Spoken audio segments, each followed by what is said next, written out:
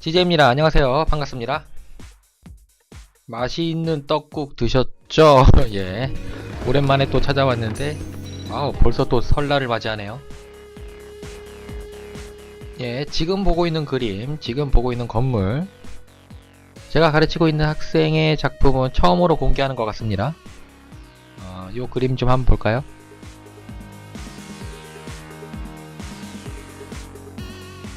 보시면 아시겠지만 꽤 심플하죠? 그쵸?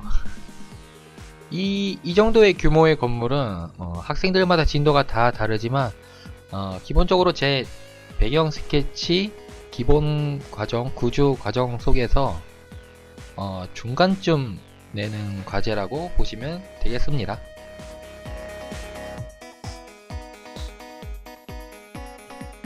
우리가 지금껏 봐왔던 게임 배경 원화의 화려하고 거창한 건축물 그림들과 비교해 봤을 때 지금 보시고 있는 그림은 비소 빈약해 보일 수도 있겠네요. 그런데 저는 이 그림을 처음 본 순간 굉장히 놀랐었는데요. 요것은 제가 오버하고 있는 게 아니고 저는 과하게 만족을 했답니다. 가르치고 있는 입장에서 정말 너무 뿌듯하더라고요. 이 정도면 정말 잘 배워줘서 고마운 감정까지 들 정도였는데 실은 이 그림은 한 번의 피드백을 받았던 결과물입니다. 이 전 그림을 준비 못한 상태에서 지금 녹화를 떠서 좀 아쉽긴 하지만 저는 그 전 그림을 알기에 한 주 한 주 발전을 실로 보게 되니까 뭔가 정말 흐뭇하더라고요. 이전에는 제가 줬던 피드백은 의외로 꽤 단순했습니다. 한번 볼까요? 지금 보시는 건물은 크게 지붕과 벽체로 이루어져 있죠. 지붕에는 굴뚝과 지붕창을 넣게끔 지시하였고요. 물론 굴뚝과 지붕창에 대한 투시적 덩어리, 그리고 구조적 배치, 그리고 또 건축적 기능들을 간단하게나마 다뤘었고요. 제 수업은 기초라기보다는 기본을 다루게 됩니다. 건물이 건물다워야죠. 건축물을 건축물답게 그려낼 수 있도록 근본적인 내용을 다루게 됩니다. 투시적 덩어리, 구조적 배치, 그 다음에 건축적 기능. 정말 글씨 오래 적는다.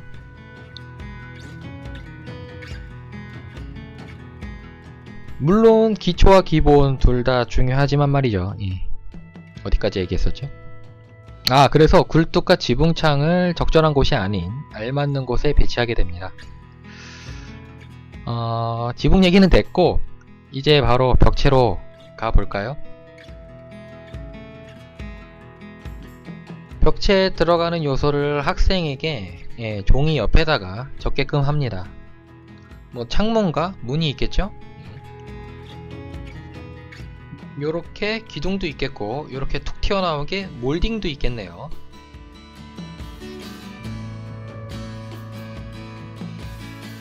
이렇게 가로지르는 띠 같은 거를 이렇게 가로지르는 이렇게 돌출된 띠 같은 거를 몰딩이라고 할게요. 앞으로 지겹게 들을 겁니다. 건축용어로서는 이제 건물 외관에 이렇게 돌출된 띠를 EPS 몰딩이라고 하는데 EPS는 뭘까요? 아무튼 EPS는 빼고 그냥 몰딩이라고 할게요. 몰딩은 이렇게 삥 둘러싼 띠라고 생각하시면 됩니다.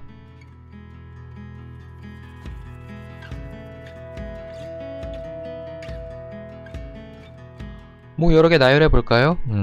부가적인 요소로는 벽체의 등기구나, 이렇게 측면에 달린 깃발이나 요 아래층에 간판 같은 거 요런게 되겠네요.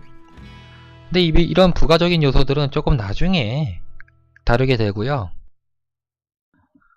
일단 건물을 건물답게 그리기 위한 기본적인 기둥과 몰딩에 대해서 다뤘던 이전의 피드백을 설명해 보겠습니다. 기둥은 건물의 하중을 지탱하는 요소이죠. 예, 매우 중요한 가급적 표현되어야 하는 요소 중에 하나입니다. 반면 기둥 말고 벽은 단층짜리를 제외하면 공간을 나누는 역할을 할 뿐이지 하중을 지탱하지는 않아요.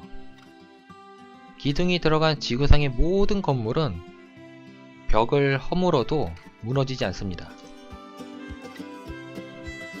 이 정도 규모의 건물 과제를 여러 학생에게 받다 보면 기둥부터 안타까운 모습을 드러내 있죠. 다양한 아쉬움을 이 자리에서 다 설명할 수는 없겠네요. 예. 볼 수 없으니까 건너뛰고, 여기서부터 이제 제가 제안을 하나 하게 됩니다.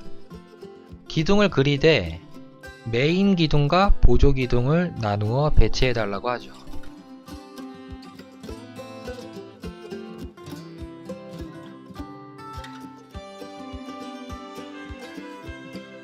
메인 기둥은 보조 기둥보다 두꺼운 건 물론이고 건물의 하중을 견뎌야 하기 때문에 모서리는 모서리마다 배치를 해줬으면 좋겠고, 공간이 넓다면 이렇게 끼워주기도 하고, 디자인도 몰딩으로 보조 기둥과의 차별성을 둘 수 있겠죠. 요렇게 요 중앙에도 이렇게 몰딩을 그려주면 더 좋았을 뻔했네요. 이 녀석이 메인 기둥이다 라고 알려줄 수 있는 통일성을 부여해주는 거죠. 통일성은 컨셉의 시초이죠. 통일, 컨셉, 요런 내용은 구주 이후의 디자인 부분에서 다루게 되고요. 어쨌든 다시 이번엔 몰딩으로 가보죠. 이렇게 벽을 가로지르는 수평적 요소를 몰딩이라고 칭할게요. 앞에서 말했듯 띠라 생각하시면 되는데요. 이 몰딩의 역할은 크게 두 가지로 나누게 되는데, 이 몰딩의 역할은 크게 층간 구분을 하게 되고 혹은 재료를 분리시킬 때 넣어주기도 합니다. 메인 몰딩은 층과 층을 분리할 때 이렇게 두껍게 하거나 혹은 위로 한 줄 더 이렇게 해서 두 줄로 긋고 그 사이에 디자인을 넣어서 누가 봐도 이 녀석을 기준으로 위층과 아래층이 나눠지겠구나 라고 느끼게끔 해주고, 그쵸, 이렇게 1층, 이렇게 2층,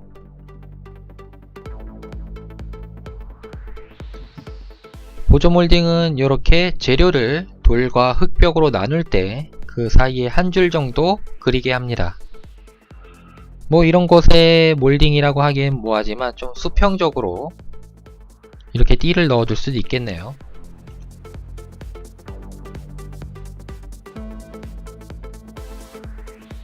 메인과 보조의 관계는 누가 봐도 분간이 될 수 있게, 누가 봐도 차이를 알 수 있게 그려보자고 제안을 하게 되죠. 메인과 보조는 문이 될 수도 있어요. 예.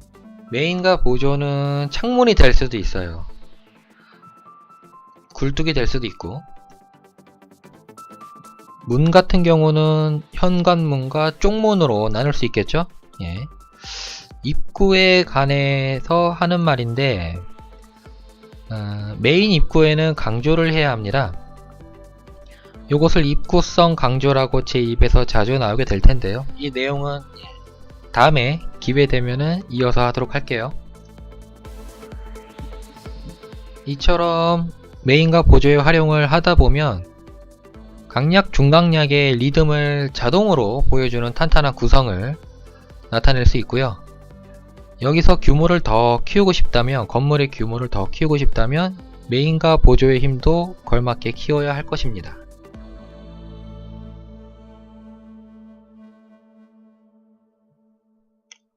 반복해서 말할게요.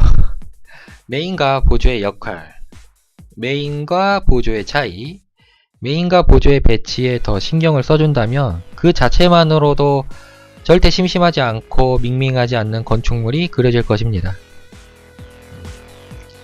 그리하여 요 쪼매난 규모 속에 알차고 탄탄한 건축적 요소를 아주 간단하게 다뤄보았고요. 제 수업은 이런 내용들이 오고 가고 합니다.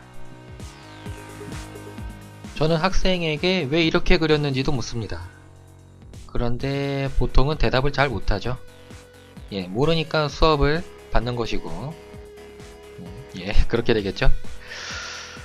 우리가 옆에 목록화 시켰던 것들 메인과 보조로 나눠서 배치를 하게끔 하는데, 그 결과물이 지금 보시는 거라 생각하시면 될 것 같네요.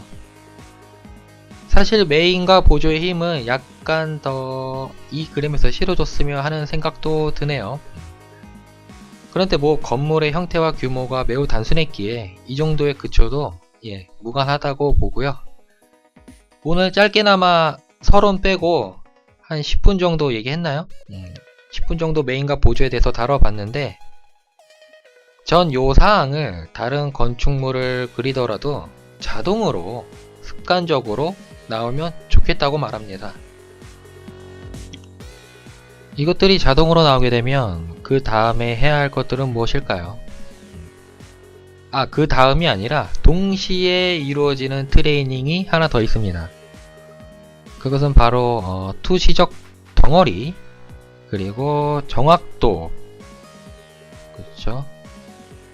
그리고 마지막으로 속도입니다. 투시적 덩어리와 정확도, 그리고 속도 편에서는 이게 즉 무슨 말이냐면 요거 좀 살짝 옆으로 옮기고요. 뿅.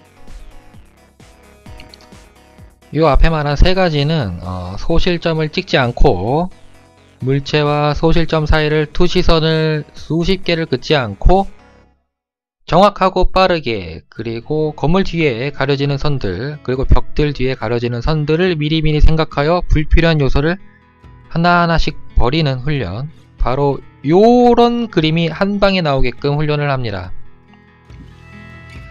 왜냐하면 이처럼 메인과 보조 개념을 활용한 건축적 요소들은 아주 기본에 해당하기 때문입니다. 우리는 이 다음 과정, 바로 요 녀석을 신경 써줘야 하기 때문입니다.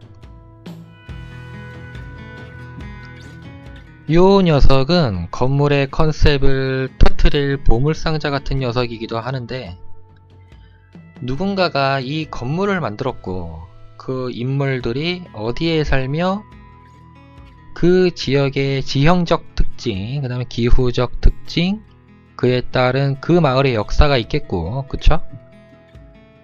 이 건물 주인 또는 이 건물을 이용하는 놈들의 캐릭터적 특징, 즉 인간들이 이 건물에서 어떤 생활을 하는지, 그 녀석들은 또 어떤 종족인지, 어느 규모의 세력과 권력을 진 놈들인지, 뭐 이런 거를 이 건물에서 다 보여줘야 되겠죠.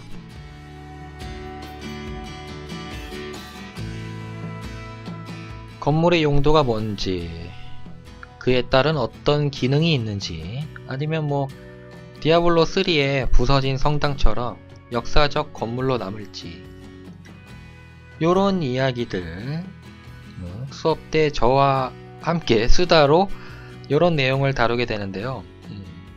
저도 그에 따른 공부도 하겠고 학생도 공부하고, 예, 저도 완벽하게 다 모릅니다. 저도 공부를 같이 하게 되는 경우죠. 학생들이 있으니까 저도 더 공부를 하게 되더라고요. 요즘 뭔가 예, 요즘 뭔가 행복에 빠져 있는 것 같습니다. 학생 가르치니까 정말 좀 즐겁네요. 요건 좀 유감스럽지만, 왜 학원에 1년이 훨씬 넘는 과정 속에서 왜 이런 것들을 가볍게 넘겨버리는지 모르겠네요.